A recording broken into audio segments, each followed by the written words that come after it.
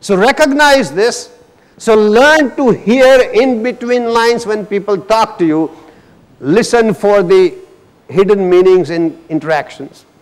Learn to deal with them so you don't get into entangled relationship. Because at the end of it, you will feel terrible. At the end of it, you will feel frustrated, terrible, and used. So recognize that. It will take a while. Why it will take a while? Let me tell you. Cross your arms, everybody. Please cross your arms. Cross your arms. Look at the way you have crossed your arms. Which arm is on the top, which is the bottom, how the fingers are, how the thumbs are. Ladies and gentlemen, you've been crossing your arms like this for most of your life. Now do it differently. Keep looking at it and do it differently. Some people rotated, came back the same way. Yeah. Huh? Some people who succeeded, how does it feel? Uncomfortable, awkward, strange. Is that correct? That, ladies and gentlemen, is the nature of habit. You are used to crossing your arms in a particular way all your life. Somebody tells you to do it differently. Even if you try, some of you by sheer force of habit come back to the same way. Some who succeed, they find it uncomfortable and therefore they give up. In the same way, when you walk through these doors to come to this lecture, with you, you've also brought a ways of relating to people. You have habits of listening, you have habits of talking, and all these habits, somebody tells you to change them, you go out of this room, acha lecture tha, nice lecture, but, you go back to your old habit. If you try, suddenly, first of all, you are feeling uncomfortable because it's something new to you. Then something else happens, and this is the second part of the bad news. People around you also feel uncomfortable when you change your habits. Because they are also used to you behaving in a particular way, and our people who are closest to you, ladies and gentlemen, have emotionally invested in you. And when you suddenly change, they feel cheated. See the laughter, Hear that laugh. Huh? Something registers. Give you a simple example. I was teaching in a corporation in Chennai, and one of their directors who attended my course in stress management, he was used to driving 35 kilometers every day from his workplace to home. And his wife, Sri Devi, they all have Sri Devis for wives there. Says, okay ma, how are you today? He said, I'm very tired. Says, Sari, I get you some idli and coffee. He says, Nandri. And he will sit down and have his idli and coffee. Years of this, in my stress management course, he learned when to drink coffee, when not to. When to eat idli, when not to, how to relax while at work and not be tired. So he thought his problems had vanished. So he comes home that evening after the course. She said, how are you today? He said, I'm fine. She said, what? For years he has been saying he's tired, now suddenly he changes his script. And she's clueless. She ignored their answer. She said, I get you some idli and coffee. And he has this Rooshikumar Pandya tape playing in his head. He said, no, not now. So what's the matter with you? Something wrong? So people who are closest to you, they also feel that you're putting demands on them to change. See, I used to do marriage counseling once upon a time in Canada. After few years of doing marriage counseling, I did a follow-up study. And to my horror, I discovered the people I counsel, they are higher divorce rate than the usual. So I thought I was doing divorce counseling. So I said, I was wondering why did this happen. Then I realized I counseled one of the parties. First of all, if one of the parties came because the marriage was on the rock, and suddenly because of this emotional growth in that person, because of counseling, that person grew farther apart. So then I made a rule for marriage counseling, both of them have to come, if it is to succeed. They might come individually, but they both have to come. Otherwise, it's divorce counseling. So people have this habit. And people who are close to you have emotional investment in you. So when you decide to change, be aware of the fact that you have to be patient with them as well. First of all, you're awkward with your new behavior, then they are awkward with your new behavior, therefore most people give up. So I'm just giving you a little warning that it's not easy. Change is difficult, but it is possible. Change is difficult, but it is possible. And that's what we are talking about. Because what I told you was the bad news, that how we are creatures of habit.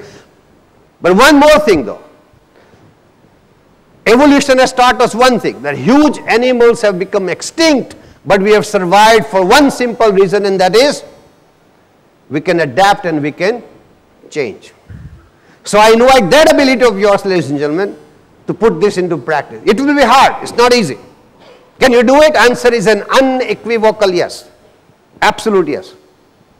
Now what we're going to do, I'm going to read some questions for you. And you're going to, in your mind, just think of where the answer is yes.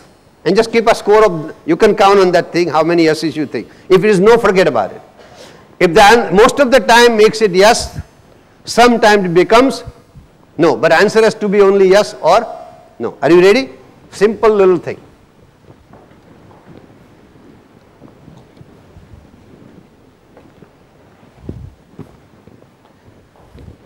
Okay, I'll read a whole bunch of questions to you. Just keep record of how many yeses you get. 1. Do you buy things you really don't want because it's hard for you to say no to the salesperson? Think of yes or no. You got it? Second question. When a salesperson shows you things, do you feel like you must buy something? 3. Do you have difficulty starting conversation with a stranger? 4. Do you find it difficult to criticize a friend?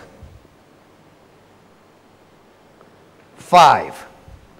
Do you find it difficult to compliment a friend? 6. Do you feel self-conscious when somebody compliments you? You know, Indians have this great habit. If they, we cannot take compliments gracefully as a race. Somebody says, "You're a nice shirt." "You don't like my pants?" You tell somebody, "You look good yesterday." I mean, I didn't look good yesterday. You look good today, you don't look good yesterday. They always come back with something like this. You tell them you look good today, they say, "Why didn't I look good yesterday?" Instead of say thank you and end of it. We go into this. So, question 7. Do you think you are being exploited or pushed around? Yes or no? 8. If somebody breaks the line at the movie theater or restaurant, do you tell him to join the queue? 9. Do you feel dissatisfied with your social life? Whatever reason, that's not the issue. My company makes me work so much, I've heard people say that. I have no time for it. Answer is still you're dissatisfied. 10.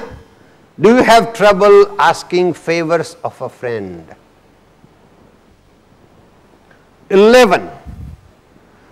Do you get, "I should have said that kind of thoughts after a social meeting? Oh, I should have said this instead of that in your head.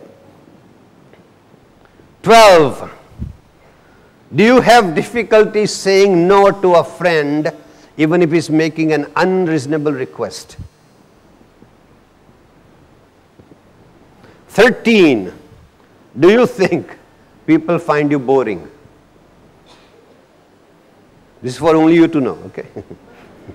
14. Do you have your trouble expressing your tender and angry feelings to men? 15. Do you find it difficult to maintain eye contact when talking to people? 16. Do you have trouble expressing your tender and angry feelings to women? 17. Do you have trouble asking for an overdue salary raise or an increment?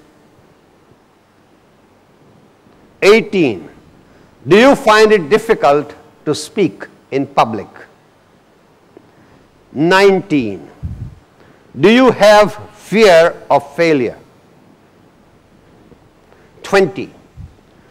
Do you feel uncomfortable when you are being watched while you are working? 21. Do you find it uncomfortable when there is a silence at a social gathering, that nobody speaks anything? Do you feel uncomfortable? When you are not the host, by the way. 22. Are you afraid of making mistakes? 23. Are you always defensive when you are being criticized? 24. Do you have trouble maintaining relationships or friendships? 25. Do you feel dissatisfied with your vocation, profession, or a job? 26. This is interesting.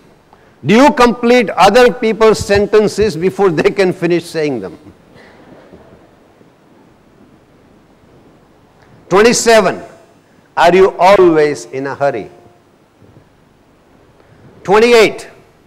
Do you often lose temper? 29. If somebody has borrowed a valuable thing from you, do you avoid asking for it even when overdue? And lastly, are you uncomfortable while contributing to a discussion or a debate? How many got more than 7 yeses? Raise your hand. Wow, look around, folks. India, it is non-assertive best. Good. Hope it changes as a result of these 2 hours. Because that becomes your agenda. Now, what to do? So we talked about what is the problem. We talked about why it happens. Reasons why people are not assertive, as I said. One is cultural conditioning. Then fear of being rejected. Fear of being not accepted by the society. Fear of hearing no from people.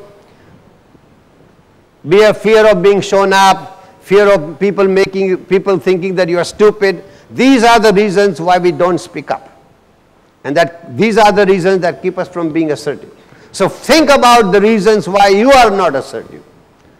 Now you got the agenda where you need to change. All the yes answers have to become no. And that's the agenda. Now, how to go about it? As I said, the 2 pillars on which assertiveness stands, one is behavioral psychology and second is communication. Yesterday we talked about communication. Now we talk about assertive communication. Assertive communication basically means saying, first of all, you got to know what you want to say. First of all, you have to say it clearly and precisely. Then you have to take responsibility for what you are saying. Means you use the pronoun I instead of you. That when you say this, I feel bad. Not that you told me and you were rude to me. There's a distinction. You blaming the guy that why you rude to me. So when you say that I feel bad, then you are phrasing it differently. Instead of accusing the person, you pointing out how you feel. So you're talking about you are taking responsibility for what you are saying. You also take responsibility for your action. Then you work on your body language. Assertively speaking, or from assertiveness perspective, for the purpose of body language, generally speaking, ladies and gentlemen, generally speaking, all aggressive gestures are generally about the waist level. All aggressive gestures are generally about the waist level. You point finger at people, you're pointing a finger and saying this, you are doing this, you are leaning this. When police people interrogate, they lean in the other person's space. Is it true? We got a whole lot of police officers here. That's why I'm relating it to you. So, see, each one of us requires certain space around us, which is known as, our comfort zone or elbow room, as the expression goes. When somebody invades that space, we feel offended. By space, you can also know the hierarchy. You go to any office,